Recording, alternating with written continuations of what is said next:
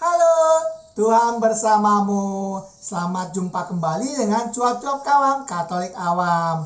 Mari Bapak dan Ibu, kakak adik, saudara-saudara, teman-teman, dan rekan-rekan semua, mari bersama dengan Cuap-Cuap Kawan Katolik Awam, kita membaca dan mendengarkan bacaan hari ini.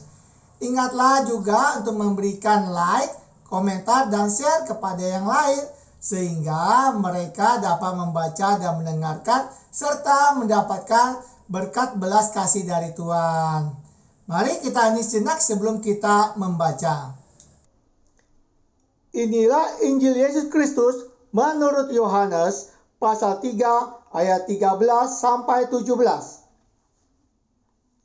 Dalam percakapannya dengan Nikodemus, Yesus berkata, "Tidak ada seorang pun yang telah naik ke sorga selain daripada Dia yang telah turun dari sorga, yaitu Anak Manusia.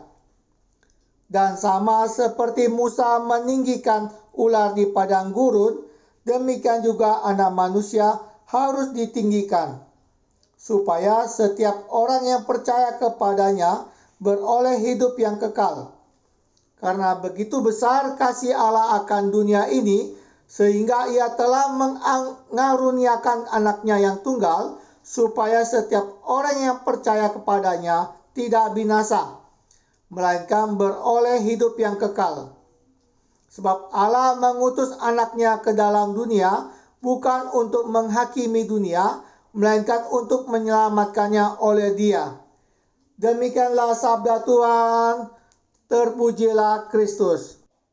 Setelah mendengarkan sabda Tuhan, mari Bapak dan Ibu, kakak adik, saudara-saudara, teman-teman, dan rekan-rekan semua, kita mendengarkan renungan yang dibawakan oleh Romo RD B.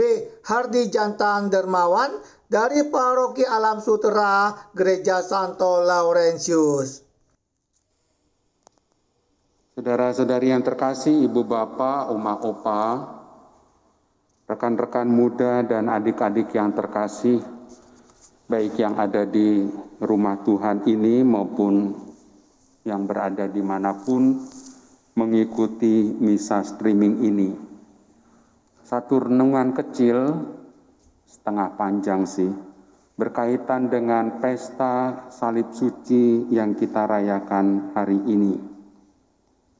Saudara-saudari yang terkasih, pesta salib suci itu tak lepas dari Santa Helena yang suka berziarah ke Tanah Suci abad 4. Konon salib Kristus itu telah dirampas oleh Raja Persia, kemudian salib itu dibawa ke tanah Persia. Lalu Kaisar Heraklitus, Kaisar Romawi, tak lama kemudian menaklukkan kerajaan Persia.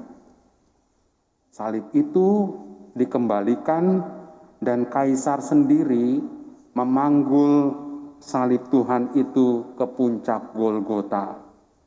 Maka kalau kita ziarah ke Holy Land, kita diajak para peziarah untuk memanggul salib itu. Ya, seperti Kaisar Romawi Heraklius. Pada abad keempat, Santa Helena, ibunda Kaisar Romawi Konstantinus, menemukan salib Kristus itu, dan ia meminta untuk membangun basilika, gereja, sebagai penghormatan atas salib Tuhan itu. Saudara-saudari yang terkasih, hari-hari ini kalau kita amati mengikuti bacaan kalendarium, kita diajak oleh gereja untuk mengikuti Tuhan, untuk memanggul salib Kristus.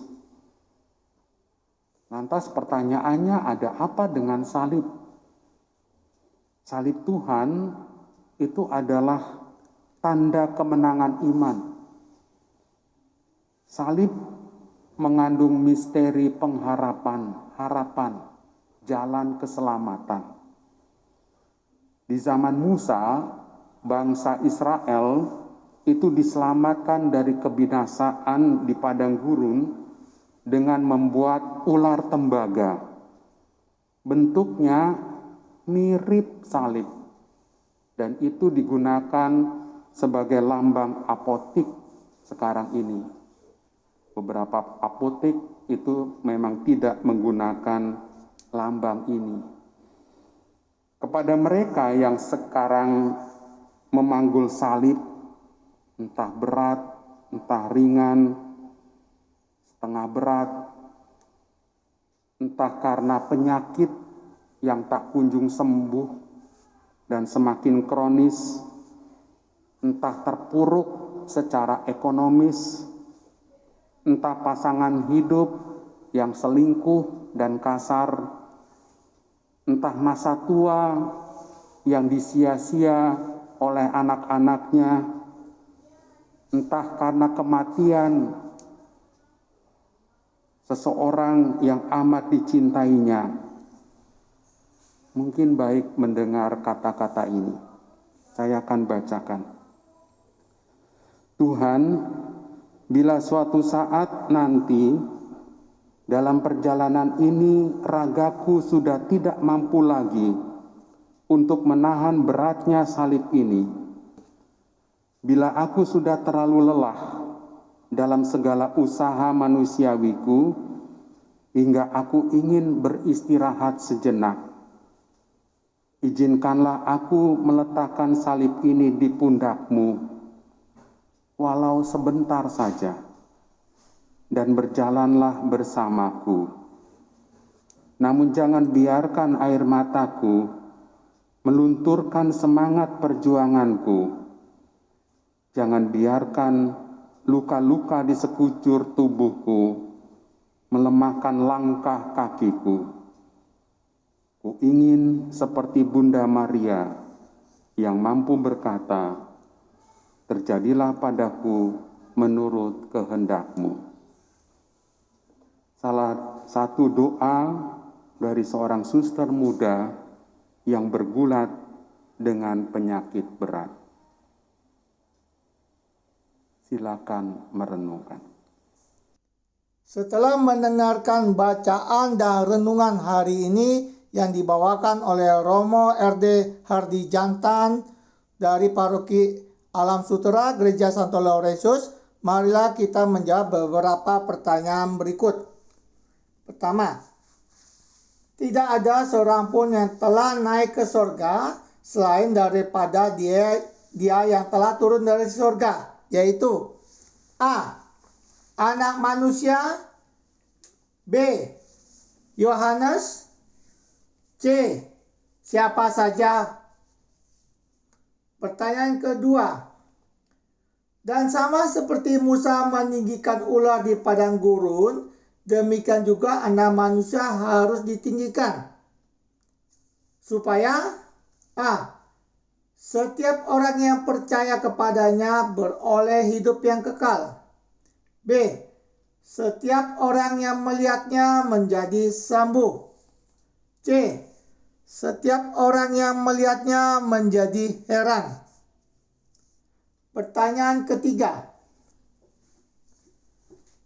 karena begitu besar kasih Allah akan dunia ini, sehingga Ia telah mengaruniakan anaknya yang tunggal, supaya setiap orang yang percaya padanya tidak binasa, melainkan A.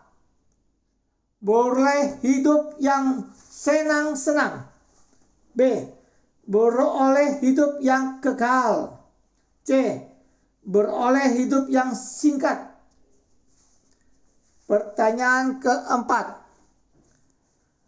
pada homili Romo Hardi Jantan dibicarakan mengenai salib Kristus, di mana diambil alih oleh Raja Persia, kemudian Raja Romawi mengambil kembali, yaitu A.